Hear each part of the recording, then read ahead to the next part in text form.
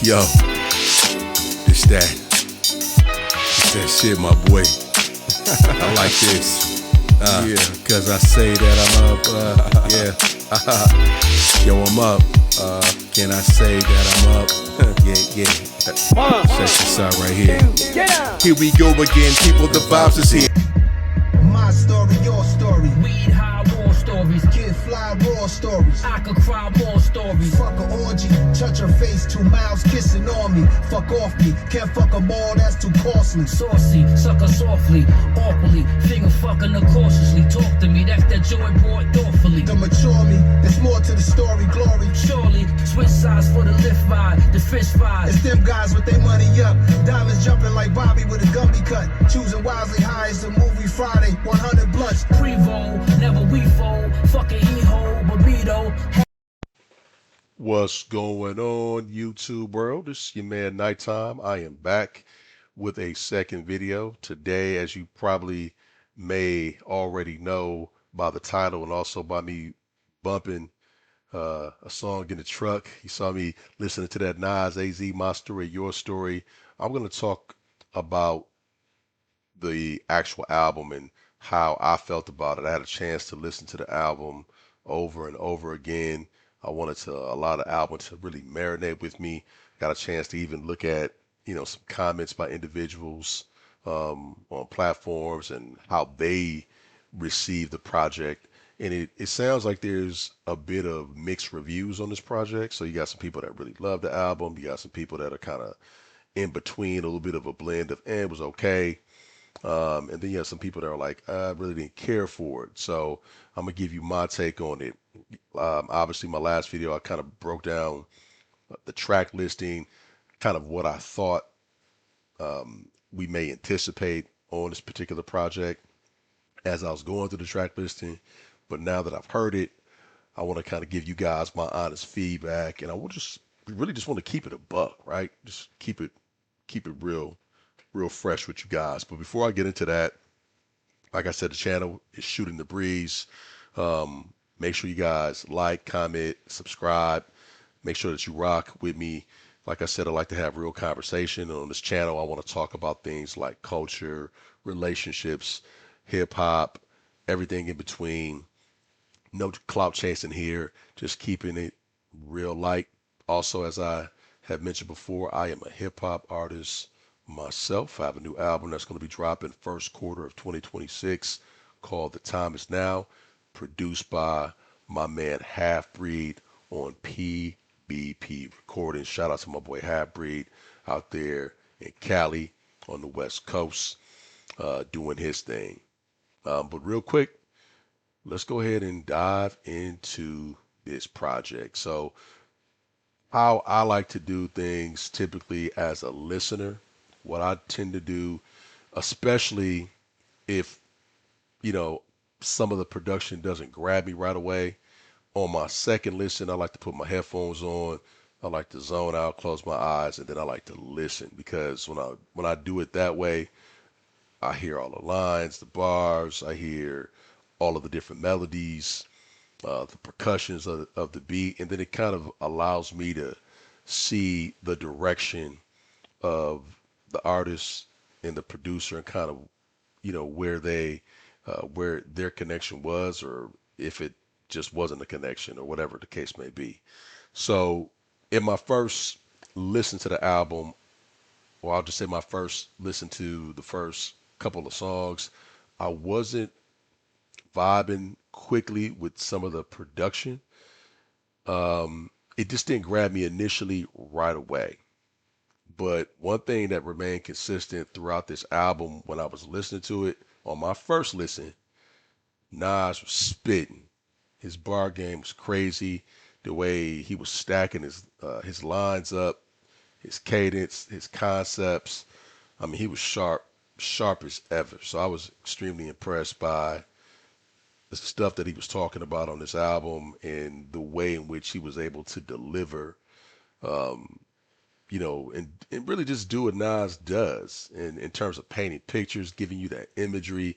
It felt like I was actually there when he was breaking down some of this stuff. So let me talk about the first song on the album.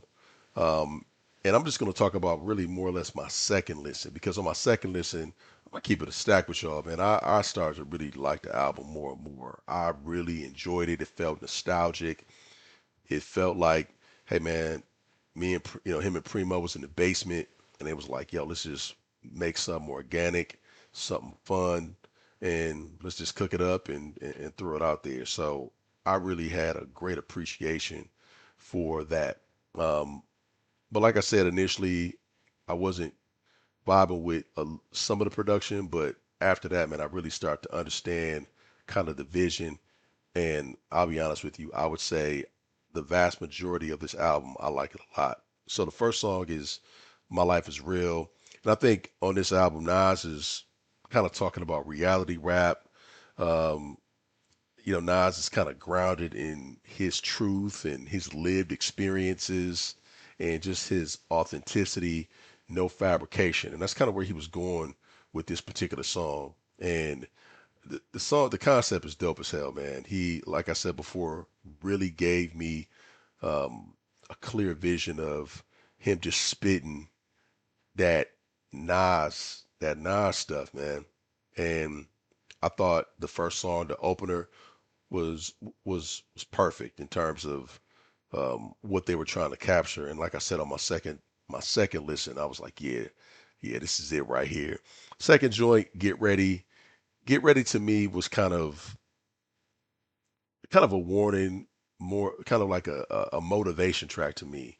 Nas is kind of telling listeners and his competitors to stay sharp, right? Mentally and spiritually. And I think you know, as a person who's been in the game, like Nas, like shit, Nas has been in the game about 30 years plus years now. Um, and to be at the age of 52 and still staying sharp and being an MC, delivering what he's been able to deliver over the last several years with Hit Boy and that run, and now doing this joint with Premier, and then obviously what he's been spitting on countless other projects. You know what I'm saying? So you figure, he's spitting on Dayline's joint, Slick Rick's joint, Ghostface on his album, Raekwon's album. Um, the clips he spit on their album and his verses on all of those projects. I'm probably missing some more, but he's been super sharp. And then obviously, if you look at some of his prior projects, where he was going up against some of, or I should say, rapping on songs with other artists, he's remained sharp over over the last several years as an older MC. And I think one of the things that he's really talking about on this particular song is just, man, just hey, stay sharp, stay authentic, stay true to who you are, and growth and elevation, right? Elevating, constantly, getting better. Next song on this on the album is Get Ready, and I'm sorry. Actually, the next the number song number three is New York State of Mind, part three. So here's my thought on this song. As I told you guys last video, the first New York State of Mind, obviously a classic. The second New York State of Mind, damn near to me, was on par with the first one. I mean, I know people may disagree, but to me, the second one was damn near on par with the first one. And if you want to keep it a stack, it may have exceeded it a little bit, in my personal opinion. This particular New York State of Mind Part 3, I thought it didn't meet expectations when I'm comparing it up against the first two. I thought it fell short. And not because I didn't think Nas, didn't deliver lyrically and, he wasn't able to um, show us, hey man, I can elevate my game. But I just felt like it wasn't as long, number one, as the other two. And I know he wanted to keep it short, but I just felt like it was short. And even though I liked what he was talking about on that on that particular record. I just didn't really feel like it was long enough, and it just didn't have enough of that New York imagery that I was hoping to get from the first one and the second one. So I just felt like that particular part three joint fell short in comparison to the first two. As far as the production on that one, I thought the production was okay. I don't think it was it. I don't think it like blew me away, but I thought the intention of it was to be gritty, grimy, and it was cool. I just thought it was okay.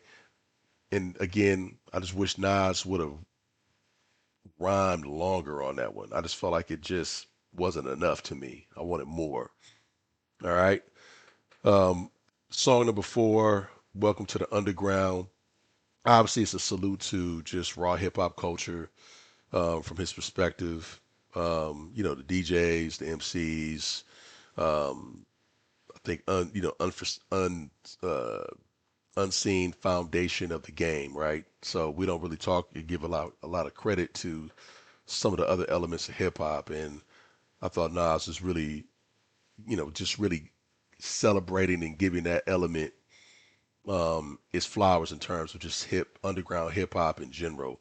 And one thing that I learned about this album in my listening to it is I thought Nas did a great job of giving flowers to all of the elements of hip hop, and just really embracing the culture just on a whole. I think if you're a person that understands the history of hip hop and you understand, um, the elements of hip hop, all the elements of hip hop, to me, this particular project, I think it served its justice in terms of that. So, salute to Nas on that. I feel like the song was a cool song. I thought it was okay.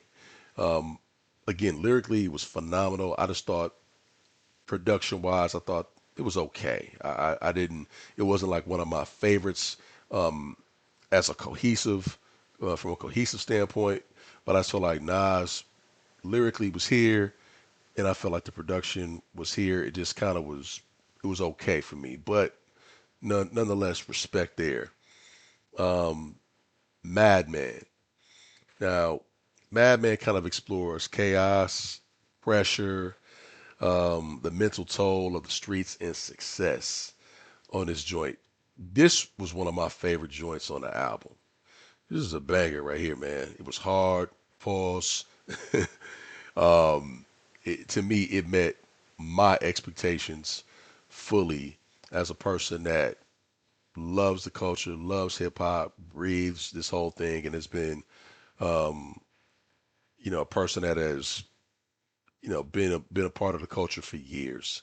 This to me was raw. Like this is like one of them joints. You got the big hoodie on, um, you in the whip, and you just, you even got a little bit of a mean mug on your face with that Madman joint. But I really like that song a lot. Again, one of my favorite songs on the album. That was number five. Number six was Pause Tapes. Um, Initially on my first listen, as I mentioned to you before, initially it didn't capture me, but then on my second listen, I really enjoyed this song a lot because a lot of you young dudes don't really know about them pause tapes, man.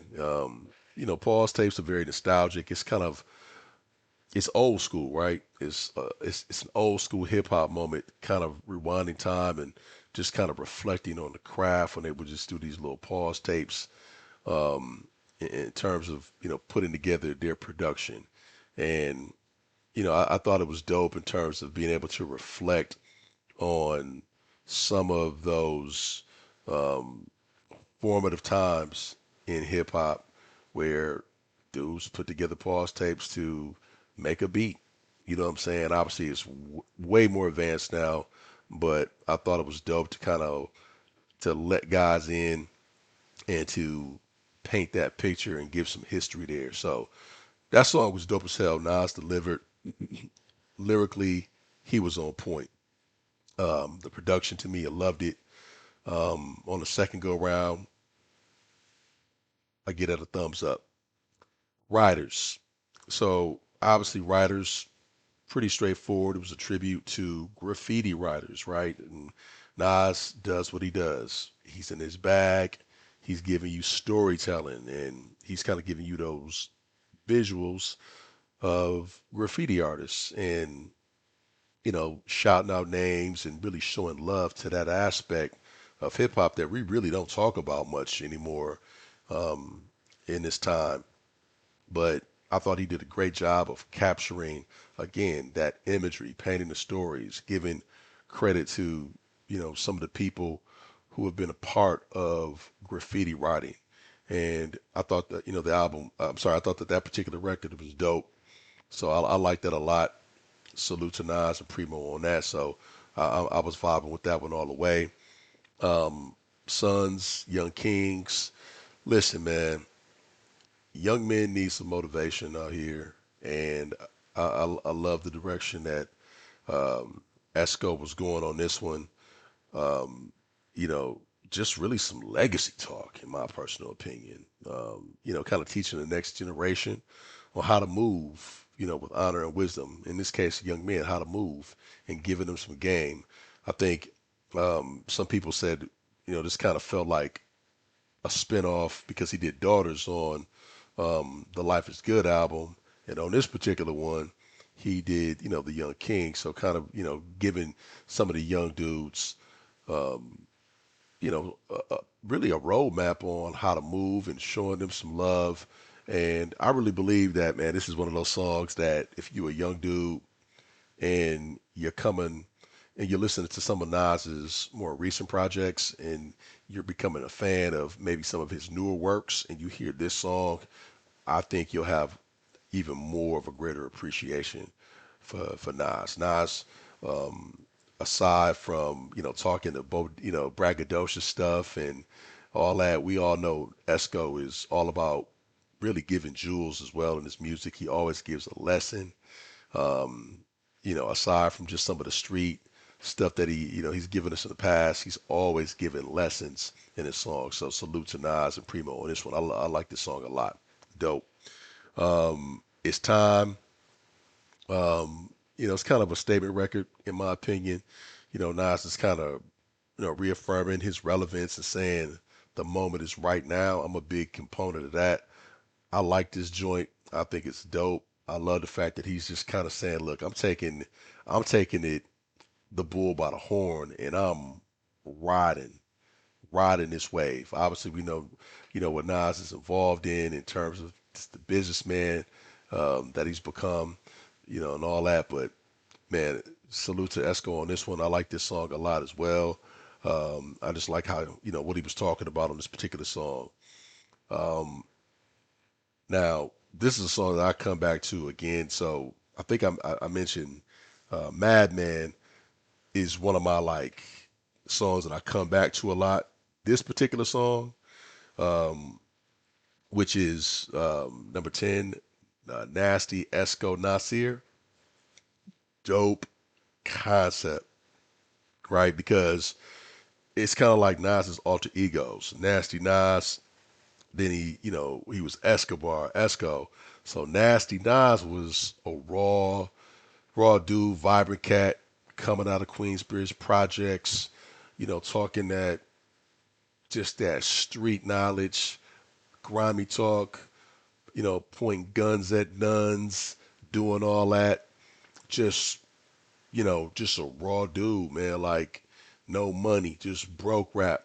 And then Escobar is that dude, you know, it was written Nas, right? Rocking over some of those Italian vibe beats, right? When Nas linked up with like Trackmasters and Havoc, and I think he had Dre on one of those songs. But man, Nas was getting money. That's when Nas started really getting bread around that time, and it was kind of a battle of Nasty meets Esco, and they kind of you know talking to one another, and the concept was dope as hell. And then I think they shoot each other, and then Nasir, which is present day Nas, the 52-year-old businessman, the dude that's making major moves in hip hop, is speaking from his vantage point now. So again, man, another phenomenal song, phenomenal concept. This is actually one of my favorite songs on the album as well. In addition, like I said, to Madman, this is another song that I kind of go back to a lot when I'm listening to this project in the times because I've had an opportunity to listen to this album multiple times now. And then the next joint, My Story, Your Story, the one that you heard me rocking and nodding my head to, Nas and AZ. Man, them dudes, to me, they just don't miss. Um, Premier did it. Premier was dope on this one. I loved it. I love how he came. To me, it was the perfect beat, which allowed Nas and A to do their signature trade off, back and forth, which is kind of an old school vibe. But the way them boys laid on that, it was just, I mean, they didn't miss, man. I love that song. It's dope. One of my favorites. It might be my favorite song on the album right now. So Mad Men, um, I think Nasty, Esco, Nasir, and this joint right here. These are my three favorite joints that I kind of go back to, but I think this one is might be my favorite one on the album. But like I said, man, it's just dual perspectives. Two veterans, kind of comparing past survival and their shared history, man. So shouts out, excuse me, to my boy AZ, man. AZ is so underrated, man. He's one of the greatest rappers in hip hop history, man. In my opinion, just doesn't get his flowers enough. But just great to see that these dudes are still making music right now in 2025, going into 2026, man. So salute, a dope project. The bouquet to the ladies. Listen, man. Say it. I said it once. I'm gonna say it again. Nas is giving flowers, man. In on this particular album. Like this is a pure hip hop album, okay? And this is a song where Nas is giving ladies in the industry their bouquet of flowers, man. He's showing love, man, and he's just kind of doing a tribute to women in the industry, being respectful, showing love and appreciation, and just really showing a level of maturity on his part. So, I thought it was a great tribute. He named a whole bunch of women in this industry. I mean, everybody, man. Salt and Pepper, Light, Latifah, um, Salt and Pepper. Man, he said Champ MC, the Boss. Man, he was naming a whole. I mean, he was naming everybody, new, old. He just ran through the whole thing, man. Nikki D. It was just dope. Some of the names that he brought up on that particular record right there. But yeah, man, a great tribute. Much respect to the Esco on that one. And the next one is Junkies, and I think I mentioned before, where he was gonna come from, what perspective he was gonna come from. Was he gonna come from like junkies as far as I didn't think he was gonna do like drugs or social media, but hip hop junkies, and that's exactly the perspective that he came from. His the addiction junkies as kind of a metaphor, right, for drugs, fame, money, um, and destructive habits. But man, he did a great job again with the concept, the bars, again, impeccable the way this man was stacking his stuff up. Um, the way Nas layers his lines, like he says a lot of stuff just in a line. And I'm just always impressed, man, by how this dude is like keeps his sword sharp.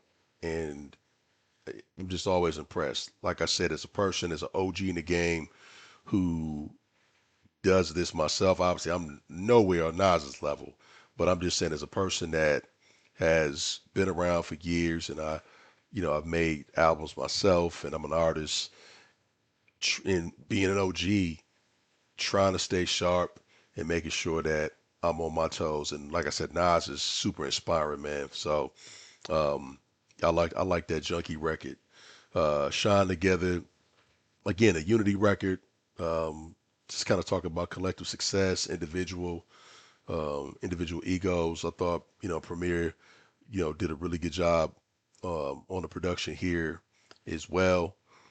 Some people may think differently, but I thought that was a solid record, and I like the concept here. The last one, Third Childhood. He ended it with this particular song, and I thought it was cool. I liked the song. I thought it was dope. I don't think, again, like I said, Second Childhood or Stillmatic, it's a high bar, and he's coming with Third Childhood, and I thought it met expectations. I honestly thought Third Childhood met better expectations than New York State of Mind Part 3. I thought Nas did a very solid job um, painting pictures and kind of reflecting on aging. You know what I'm saying? And kind of where he's at now in his life, um, in his third childhood, right? Kind of being like an adult, having wisdom and kind of blending kind of what he's learned over the years and capturing that. I thought he did a phenomenal job on this song. And like I said, the second one obviously was here, but I thought he was right there. So to me, if somebody said, "Hey man, I even like this one even better than the second one," I would be like, "Okay, you might be you might be tripping a little bit, but I understand. Like I really thought this was a good song. All right. So that's kind of my wrap up. I kind of went a little bit long there, but I wanted to give you guys my review of this album. I know a lot of people felt like I said before earlier, the album didn't, if some people felt like the album didn't really meet their expectations. They felt like Premier was lazy on the production. Yeah, some people again who were a little bit of a blend. Like I like some parts of the production, I like other parts of the production, and then you have some people who are just like crazy Nas heads who just like, hey man, this album was fire, damn near all the way through. If I had to rate this album on a scale, or I should say, if I had to rate this album out of 10, I would give this album, I would say, I would give it a 7.5. I think lyrically, the concepts, a 10. Nas is rapping his ass off on this album. He gave you quality lyrics. I thought from a production standpoint, I thought again there were some misses on the production from Primo. I thought the production could have been a little bit better. But I thought in terms of what he and Nas came up with from a nostalgic standpoint, and just being two dudes who are like, hey, look, we finna go in the basement. We gonna make some fire. We gonna cook it up, and we gonna put it out raw. That's what it felt like to me. So I think overall they delivered, in my personal opinion. So I think this album is above average. I give it a 7.5. That's my opinion. You guys, let me know what you think. Tell me. Keep it a hundo. Like, let me know how you feel about the project. Am I full of it, or how do you guys rate this album in comparison to some of his other projects, either from the past or even on some of the King's Disease projects and Magic projects? How do you rate this one? Where does it sit with you? I will say this last thing. I do think this is a very mature album, and I don't know if some of the younger people, I could be wrong. They may not vibe with this in its entirety, but I do believe that he is going to gain more fans in the future. I think Nas is just kind of one of those artists where you tend to maybe not appreciate some of the some of the jewels that he gave you early on, and then you kind of catch up to it in in the coming years. So I think this is going to be one of those projects. But like I said, man, remember, comment, like, subscribe to the page. Let me know what you think. Also, I want you to check out a little snippet of my single, "The Time Is Now," from my upcoming album. The Time Is Now on my project. I'll give you guys a little sample. Let me know what you think about that as well. Until then, y'all be easy. Stay up. The words that I speak is power, vivid as cameras, aggression and ambition of blow, piles of stamina. The panorama's what I'm seeing up top, because the bottom it was covered with slop plus confrontational ops. The road ahead is possibilities, finesse your progress, the hit goes for memories. The tendency is stagnation, limited sensation, a lock is on, I know what a combination. Obligation, what you facing, but you be rarely chasing. Not even moving at a turtle's pacing, it's so problematic. The mental fog and the brain static, the able body jam is kinda tragic. Now you fighting over Popeyes, dry skin looking cockeyed. Decisions that you make is rolling snake eyes. Can't even get a job at Five Guys. I guess I can't be surprised, procrastination is the thief of your time.